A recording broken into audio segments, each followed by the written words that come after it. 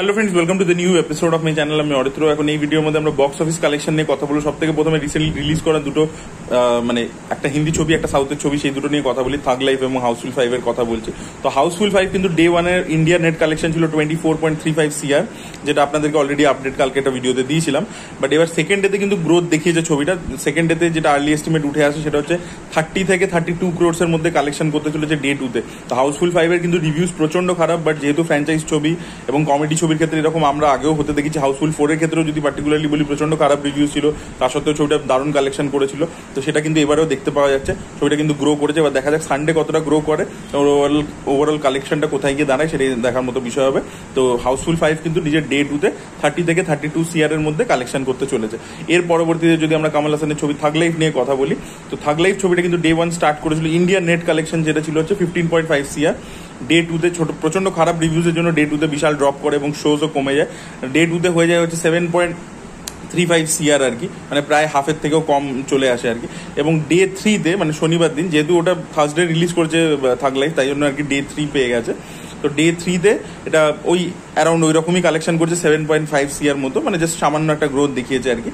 তো এইটুকু আর কি কালেকশন হয়েছে এবং রবিবার দিনকেও খুব একটা আহামরি কিছু কালেকশন করবে এবং সোমবার থেকে আর কি ছবিটার অবস্থা খুবই খারাপ হতে চলেছে। স্পেশালি তামিলনাড়ু থেকেই কালেকশন করছিল, হিন্দিতে তো সেরকমভাবে কালেকশন হয়নি, সেইভাবে হাইপও ছিল না ছবিটাকে নিয়ে।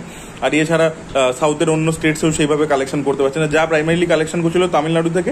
এবং ডে 1 এর ক্ষেত্রে যদি বলি, ওয়ার্ল্ড ওয়াইডে মানে ইন্টারন্যাশনাল যে রিলিজটা ছিল সেখানে অনেক টাকা কালেকশন করেছিল, বাট সেটাও যেহেতু খুব প্রচন্ড বাজে, ওয়ার্ড অফ মাউথ রিভিউজ প্রচন্ড বাজে, তো তাই জন্য আলটিমেটলি কিন্তু ছবিটা ড্রপ করে যেতে চলেছে, ক্র্যাশ করে যেতে চলেছে। পরবর্তীতে আমরা কিছু বাংলা ছবির প্লেক্স কালেকশন নিয়ে কথা বলবো। এই প্লেক্স কালেকশনের মধ্যে কিন্তু টপ 3 ন্যাশনাল প্লেক্স মানে আইনক্স, পিভিআর এবং সিনেপলিস, এই তিনটে ইনক্লুডেড থাকবে। তো সব থেকে প্রথমে শুরু করবো হচ্ছে এই বছরের সব থেকে হাইয়েস্ট গ্রসের ছবি একেন বাবু, একেন বেনারসে বিভীষিকা। তো সেই ছবিটা নিজের থার্ড উইকে কালেকশন করেছে 57 lakhs। জাস্ট ভাবতে পারছেন 57 lakhs থার্ড উইকে কালেকশন করেছে, তাও আবার টপ 3 প্লেক্স থেকে। এছাড়া তো SBF সিনেমাস এবং সিঙ্গল স্ক্রিনস বাকি রয়েছে। যদি ব্রেকআপটা আপনাদেরকে এক্স্যাক্টলি বলি, তাহলে 51 lakhs করেছে ওয়েস্ট বেঙ্গল থেকে এবং ন্যাশনাল থেকে করেছে 6 লাখ টাকা। এবং টোটাল কালেকশনটা প্লেক্স কালেকশন গিয়ে দাঁড়িয়ে 2.58 CR। ইয়েস, এবং এখনো কিন্তু ছবিটা যথেষ্ট ভালো চলছে এবং দেখা যাক ওভারঅল কালেকশনটা তো 3 কোটি তো প্লেক্সেই পেরিয়ে যাবে। তো ওভারঅল লাইফ টাইম কালেকশনটা 5 কোটির উপরে তো চলেই যাবে। অলরেডি একটা মনে হয় 5 কোটি পেরিয়ে গেছেও অলরেডি, কারণ একটা খবর দেখছিলাম আর কি, একটা আর্টিকেল করা হয়েছিল এটা প্রিন্ট মিডিয়ার মাধ্যম থেকে। তো সেটা ভিত্তিতে জানতে পেরেছিলাম যে 5 কোটি অলরেডি পেরিয়ে গেছে। তো হিউজ কালেকশন করছে একেন বাবু, মানে একদম পুজোতে যেরকম কালেকশন হয় সেই কালেকশন এখনই করে দেখাচ্ছে। এর পরবর্তীতে আমরা কথা বলেছি অঙ্ক কি কঠিন বলে ছবিটা নিয়ে, সৌরভ পালদির ছবি। এই ছবিটা নিজের ফার্স্ট উইকে প্লেক্স থেকে কালেকশন করেছিল 5 লক্ষ টাকা। সেকেন্ড উইকেও কিন্তু কালেকশন হোল্ড করতে পেরেছে, সেকেন্ড উইকেও 5 লক্ষ টাকা এবং শোজ ছবিটার ক্ষেত্রে বেড়েছে। ওয়ার্ড অফ মাউথ প্রচন্ড পজিটিভ। দেখা যাক লাইফ টাইম কালেকশনটা কোথায় গিয়ে দাঁড়ায় আর কি এই ছবিটার ক্ষেত্রে। এর পরবর্তীতে আমরা কথা বলবো হচ্ছে তোরসা একটি নদীর নাম বলে যে ছবিটা রিলিজ করছে, সেই ছবিটা নিজের ফার্স্ট উইকে টপ 3 প্লেক্স থেকে কালেকশন করেছে 2 লক্ষ টাকা। সোনার কেল্লায় জকের দোন যেটা রিসেন্টলি রিলিজ করলো, সেই ছবিটা ফার্স্ট উইকে প্লেক্স থেকে কালেকশন করেছে 29 lakhs, যার মধ্যে ওয়েস্ট বেঙ্গল থেকে এসেছে 26 lakhs এবং ন্যাশনাল যে রিলিজটা হয়েছিল সেখান থেকে এসেছে 3 লক্ষ টাকা।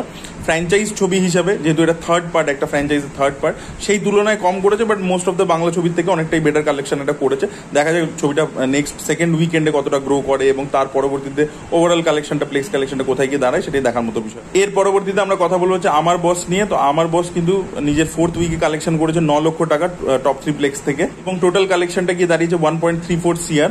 আমার বসের থেকে এক্সপেকটেশন যেরকম ছিল সেই তুলনায় আন্ডার পারফর্ম করেছে ছবিটা, বাট অনেক বাংলা ছবির থেকে অনেক অনেক বেটার কালেকশন একটা করেছে। বাট গরমকালে শিবপ্রসাদ নন্দিতা রায়ের ছবি মানে হিউজ একটা কালেকশন করবে, সেখানে কিন্তু যেহেতু একেন বাবু চলে এসেছে, তো একেন বাবু কিন্তু আমার বসের কালেকশনটা মানে অনেকটাই চেপে দিল এবং আলটিমেটলি আমার বস আন্ডার পারফর্মই করলো আর কি।